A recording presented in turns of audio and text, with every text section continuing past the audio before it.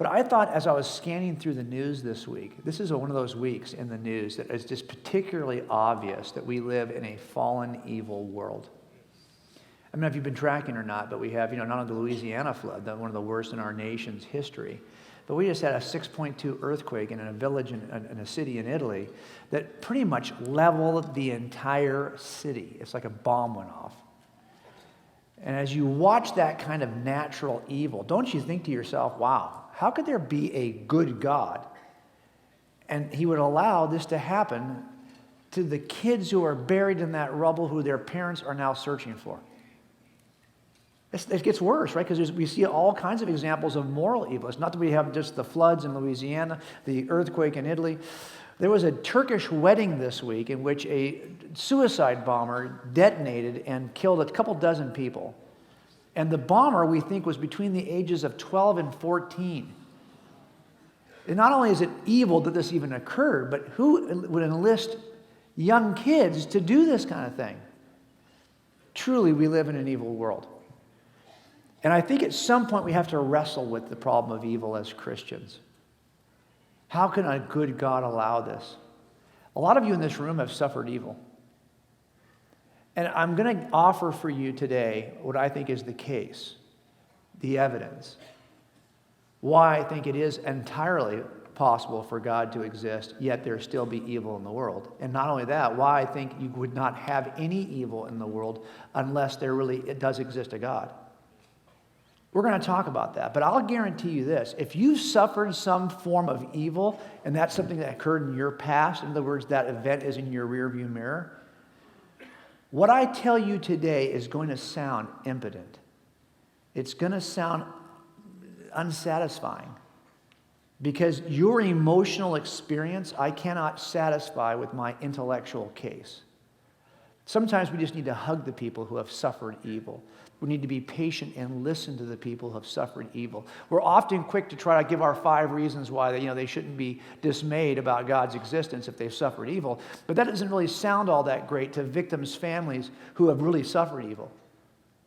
So I know that for some of you who have this in your past, it may be harder for you to kind of think through it reasonably, detaching your experience from the case. But for those of you who maybe that trial is still ahead of you, it's not in your rearview mirror, it's through your windshield.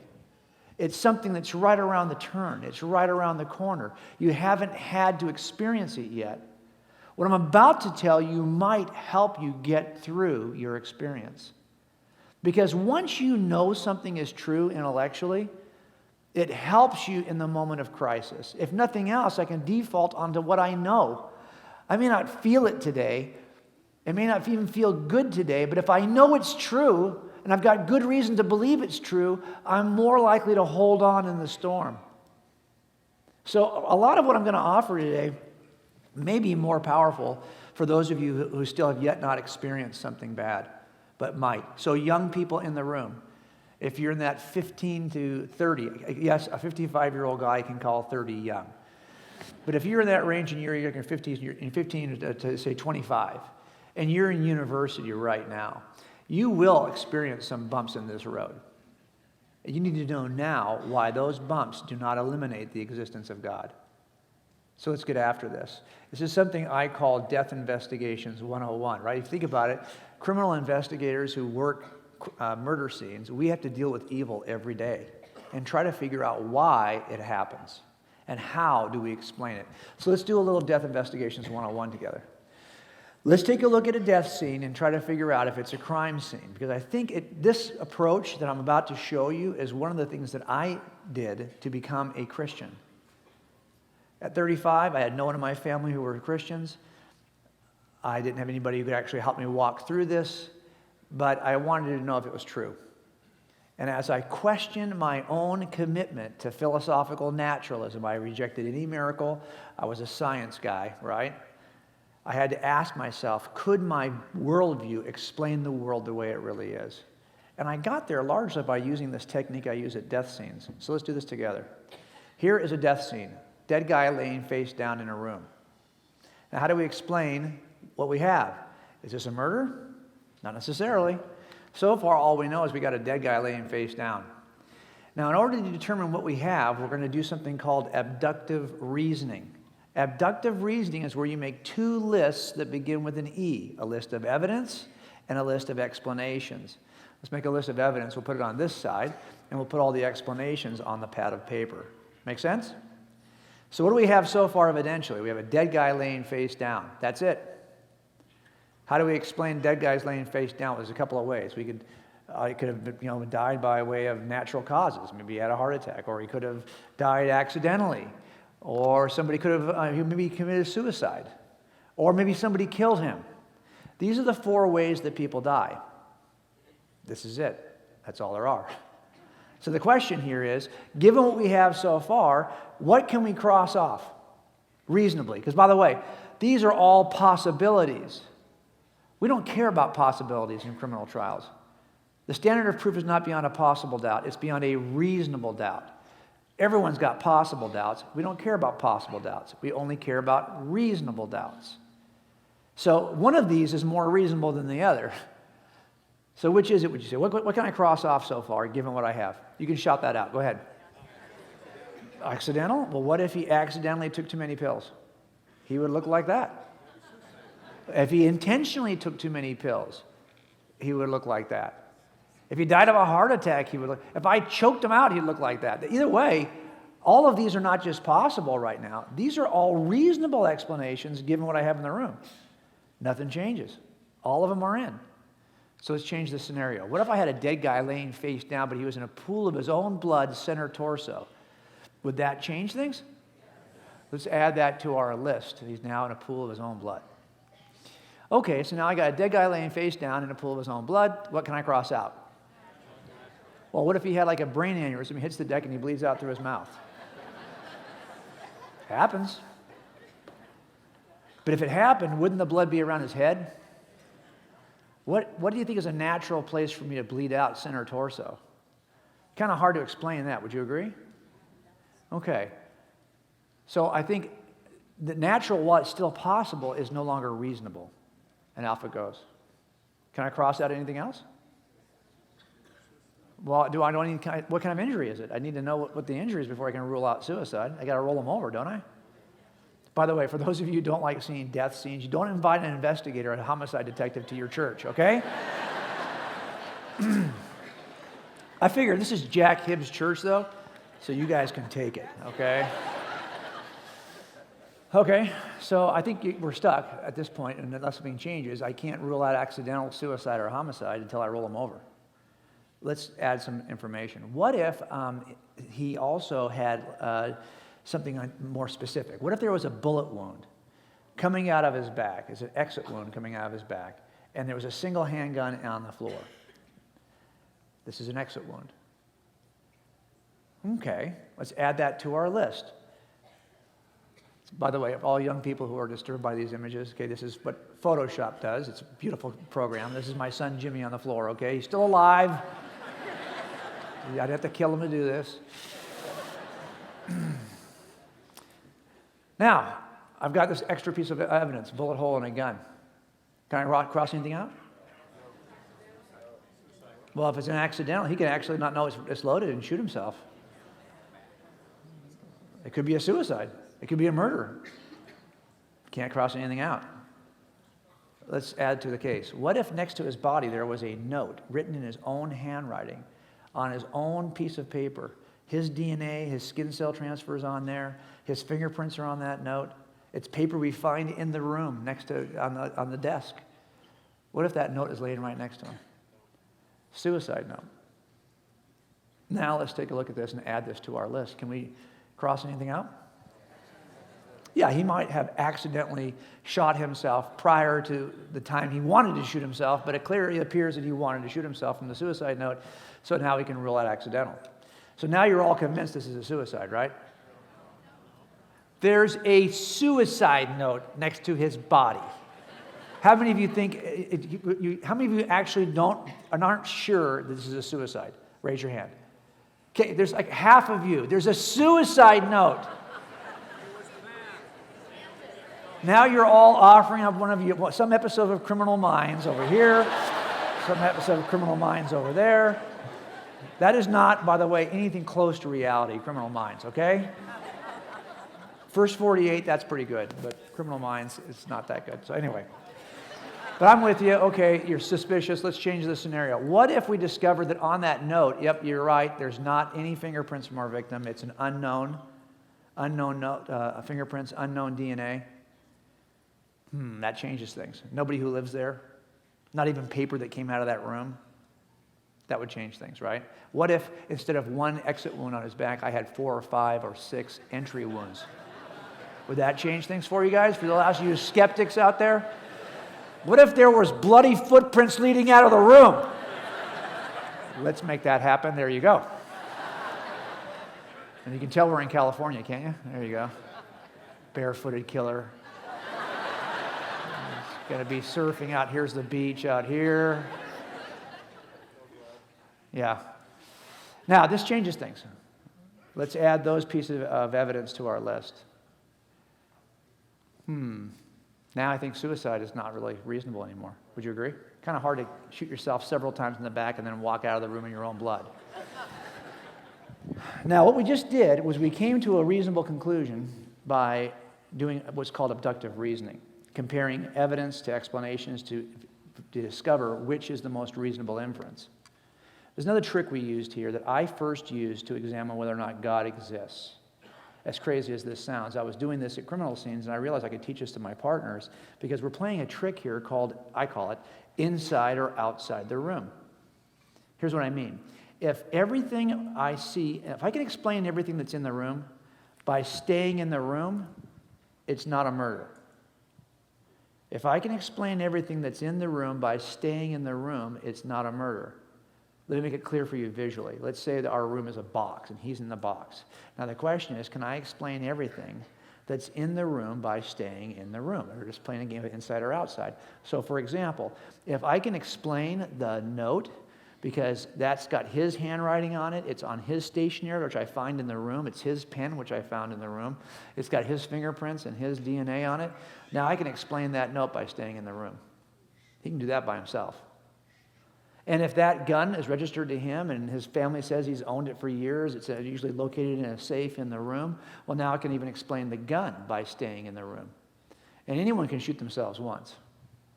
I can explain that without anybody else being in the room. He can do that by himself.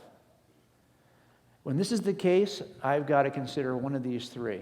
Now, clearly it's not a natural, but it's going to be one of these two.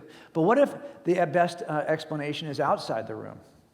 Well, then things have to shift. So, for example, if that note has got not his paper, and it's not his pen, and it's not his handwriting, and there's no DNA and fingerprints on that note from anyone who lives in that house, now the best explanation is outside the room. And if that gun is not registered to him, it's registered to an unknown who doesn't live there, and his family says he's never even owned a gun. Well, now the best explanation is outside the room. And if that, it's hard to shoot yourself several times in the back. Better explanation is somebody other than him. And finally, I have bloody footprints that lead out of the room. Clearly the best explanation is outside the room. Now everything shifts. When the best explanation is outside the room, I got to consider that option. Why? Because I have evidence of an intruder. And intruders change everything. As a matter of fact, intruders are the one thing that turn death scenes into crime scenes. And whatever sense of curiosity you might have had about why somebody would kill themselves or how they would die accidentally or naturally, once you know you've got an intruder, that sense of curiosity has to change into a sense of urgency, right? Because that first 48 is important. When you're 30 years behind somebody, like I usually am, it's a lot harder to solve the case. So I started to think, as a guy in his 30s who was looking at this evidence for the first time, what if I approached the entire universe the way I typically approach my crime scenes? What if instead of a death scene, I had the entire natural universe, all space, time, and matter, and everything that controls or governs space, like physics, chemistry, those things that govern space, time, or matter? Can I explain everything that's in that room of the natural universe by staying in the natural universe?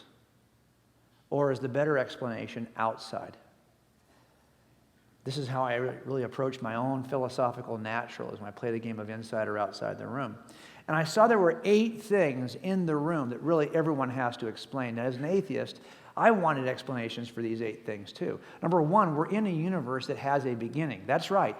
All space, time, and matter began to exist at a point in the past. The science tells us this. And when I say all space, time, and matter began to, I mean it came from nothing. And by the way, space is not nothing. That big void we call space is not nothing. That's something. But wait a minute. You're saying that even space did not exist? That's right. The science demonstrates that all space, time, and matter came from nothing. What is nothing? That's what Aristotle said nothing is. Nothing is what rocks dream about. Nothing. Got it? So that means that the very first move, I have to account for a cause that cannot be made of space, time, or matter, which means it's something other than the things we identify as natural. So the very first move forces me outside the natural realm to get an answer for what's in the natural realm, for what is the natural realm. Do you see the problem? Not only that, what we see in the universe is highly fine-tuned for the existence of life like ours. The smallest changes in the universal constants, like the weak nuclear force, the strong nuclear force, electromagnetism, the smallest change on a razor's edge will create a universe that cannot sustain itself and certainly cannot support life like ours. We're in a universe that is fine-tuned for us. Worse than that, we emerged from nothing. Inorganic matter became living biological material. How does that happen? We've been trying to find an answer to that as an atheist for about 50 years in OOL studies, origin of life studies. And worse than that, even someone like Richard Dawkins, a famous evolutionary biologist who's an atheist, says that all of biology is the study of those things that appear to have been designed for a purpose. He says they're not, but he agrees they do appear to have been designed for a purpose. There's the appearance of design we got to explain. And you have consciousness. Think about this from my atheistic perspective. As an atheist, I believe that all we have in the universe is matter. It's material. Space, time, and matter. Yet your consciousness is immaterial. Oh, I'll give you a brain. You got a brain, but a mind? No, that's an illusion. Because there are no immaterial things in my atheist universe. And your mind would be the first immaterial thing at the long end of a chain of evolution involving matter. Mind? How does that happen? That's why they call this the problem of mind. It's a problem for them. It's not a problem for me as a theist. If there's a God out there that is a mind that creates in its own image, I would expect us to have mind. And not only that, you have free agency. You're sitting there right now freely trying to decide if what I'm saying is true. But in an atheistic universe where it's only matter, you just have dominoes that fall because they were hit by a prior domino. Dominoes don't decide. They don't act on their own. They simply fall. You don't have thoughts you think you have that are free. You simply have neurons firing in your material brain caused by prior neurons firing in your material brain over which you have no control. So you think you're thinking something freely? No, you are destined to think that because it's part of a long domino chain. That doesn't seem the way it is, though, does it? That's the way it would have to be if my atheism was true. Also, I recognize that some things as a cop were evil. Not just my opinion is evil. They were really evil. Not just my opinion of my state of California. I mean, they were evil. No one should ever do these things. Well, how do I get objective, transcendent moral truths? Where do those come from? If you're saying it's not the product of your state or your government or your individual society or your individual mind, where do these objective, transcendent truths come from? Worse than that, moral truths are obligations, how you should treat persons. I have no moral obligation to this podium. You don't have a moral obligation to physics. You only have moral obligations to persons. Wait a minute, so if there's an objective, transcendent moral obligation, who is the objective, transcendent moral person to whom I'm obliged? Because physics don't call me to be obedient to physics. And finally, there's a problem we're going to talk about today. Evil. There is true evil in the world, and everyone has to explain it. Not just me as a theist. Atheists also have to explain evil and account for evil and respond to evil. When I started looking at these 8 things, I realized that I was having difficulty explaining these as just a product of evolutionary processes in physics. In fact, I had to step out of the natural realm often in order to explain these. That meant that the better explanation was outside the room. And that's a problem, because that meant I had an intruder on the scale of the cosmos. And that's why I abandoned my philosophical naturalism and ultimately wrote this book called God's Crime Scene, which is not to suggest that God has committed a crime. It's to suggest that you could actually investigate the universe like a crime scene and figure out who the causal suspect is. Let's do that together for a second and look at one piece of evidence. We used this process at the death scene, right? Evidence, explanations. Let's turn it to the universe now. The 8 pieces of evidence I've just kind of given you in a thumbnail sketch. And there's only 2 ways to explain those 8 pieces. One is to stay inside the room, using some series of unguided natural forces. The other is to step outside the room with some kind of guided, intelligent forces. Which is a better explanation? We're going to start at the very end. Because I'll tell you, I think that the other 7 things clearly point to God. But this one, people will say, clearly points away from God. This is a picture of my dad back in 1974. He's working a case at the time. See, he had the same mustache I had, okay? So anyone's mocking my mustache? Everyone goes through a mustache stage in law enforcement. As a matter of fact, you've got a lot of good cops who work here as part of the security. And most of them, have you noticed that nobody wears facial hair anymore no one has a mustache and no other facial hair? Like we're in a season where everyone's got more than just a mustache. If you're in this room right now and you just have a mustache and no other facial hair, raise your hand. Take a look, everybody. Old guys. Old guys. I rest my case. It's time for you guys. I'm serious. You got to grow the goatee. Got to grow the goatee. If your hair is this color. Okay. So he's walking this guy across to the courtroom. This guy was accused of killing a 10-year-old girl in our city. It was a horrific crime. I won't go into all the details. He's not actually our killer. This is still an open case. But we thought he was for about 18 months. And people would often ask me, when he killed Jackie, or he thought we killed Jackie, why would God allow a 10-year-old girl to be murdered? This is what we do all the time, right? As homicide detectives, you get kind of cold to this. You kind of think, well, I can't worry about the age of my victim or how he or she died. I just got to work the case. But you might get asked this question by family. Why would God allow this to happen to me or happen to Jackie? In answering that question, it's really hard to give you a brief answer because it's complicated. I think there are always more than one factor at work behind any act of evil. Let me show you what I mean. In this particular case, if Jackie wasn't the kind of girl who would get into someone's car, if she wasn't that trusting and that informed, that's why parents, we tell our kids, don't get into a stranger's car. Even if they say, I just talked to your mom and they know my name. If I didn't tell you in advance, do not get in that car. Why do we say that? Because if you don't know that, you're likely to get into a car. If she's not the kind of kid who gets into a car, this doesn't happen. Also, it happened to be a very busy holiday. And on that day, when her parents were making the holiday meal, they weren't paying attention to what Jackie was doing in front of their own house. Was she inside the yard or outside the yard? They didn't know that a car had stopped to talk to her. If it hadn't been a holiday and she hadn't been that trusting, this doesn't happen. So there's now 2 factors behind this act of evil. But of course, the person who did this, I guarantee you, had a disturbing childhood of his own. That's typically what we discover in these kinds of suspects.